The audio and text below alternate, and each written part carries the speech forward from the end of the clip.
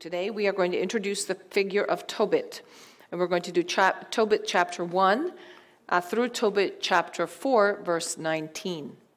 And I've entitled this chapter, The True Wisdom for the Jew in the Diaspora. True Wisdom for a Jew in the Diaspora, Righteousness, Charity, and Suffering. This is a very interesting story. It's a gem, really, the way it's written. It kind of draws you in. It's got some drama and adventure. It's got the occult in there. It's got a romance. It's got a little bit of everything. Actually, they could make a very creditable action-adventure movie probably with this material. Not that I think they would ever be inclined to do so, but it's a great story, and I think it's been popular throughout the history of course, the Jews of the latter dispensation, but also for Christians, because of the lessons that it teaches. The author of Tobit, like the author of most of the Old Testament books, is not really known. We know that he was a Jew, and that he was most likely living in Palestine, but not for sure, but probably around the year 200 BC. Like the book of Judith, which we're going to study next time, the book of Tobit was probably written in a Semitic language, either Hebrew or Aramaic, even though for centuries the only thing we had was the Greek translation of Tobit.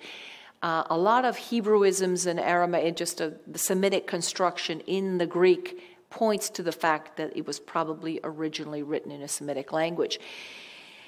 Both Hebrew and Aramaic fragments, in fact, of Tobit have been found among the Dead Sea Scrolls, though the majority of the text is known via translations, of which there are many, especially, of course, the Greek translation in the Septuagint and the Latin translation in the Vulgate, which is, of course, a direct translation of the Septuagint, although Jerome is known to have gone to certain Hebrew sources.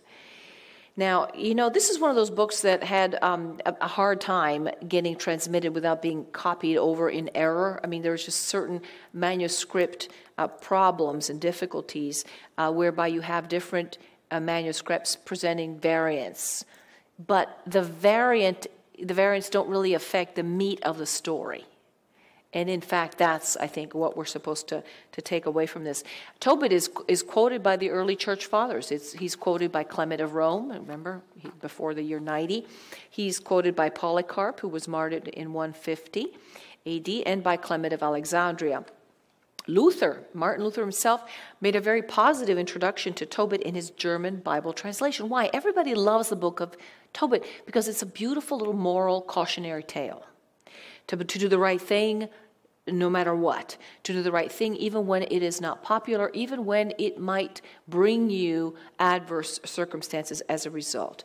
And to this day, the famous marriage prayer of Sarah and Tobias is included in wedding celebrations, including Catholic celebrations, Anglican celebrations, and Methodist celebrations as well. So Tobit is primarily a moral history. It is not a history. It's kind of a, quote, wisdom book. And by wisdom book, I'm referring myself to books such as, for example, the Wisdom of Sirach or Job or Proverbs or the Wisdom of Solomon, in which you have stories told to tell a moral, to arrive to a moral conclusion, not necessarily for the details in the story itself. Through the literary device of referring back to a more ancient time when the Israelites were deported to Assyria in the 8th century, it gives practical wisdom to Jews everywhere in the dispersion. So of course, it's set at a far remote time, but it's meant to apply of course, especially to the current times of the writer, when most of the Jews apparently lived outside of Palestine than lived in Palestine during the diaspora of dispersion, and so much more would it apply today as well. It mimics, in certain parts, a very influential and popular book of the time, The Wisdom of Ahikar, by making Tobit the uncle of Ahikar. In a way, it's saying Ahikar was cool and wise, but Tobit is the uncle, so he's even better. He's even wiser. So he's connecting, the writer's connecting Tobit to this mythological figure who was very popular in writings, in Persian writings, in Arabic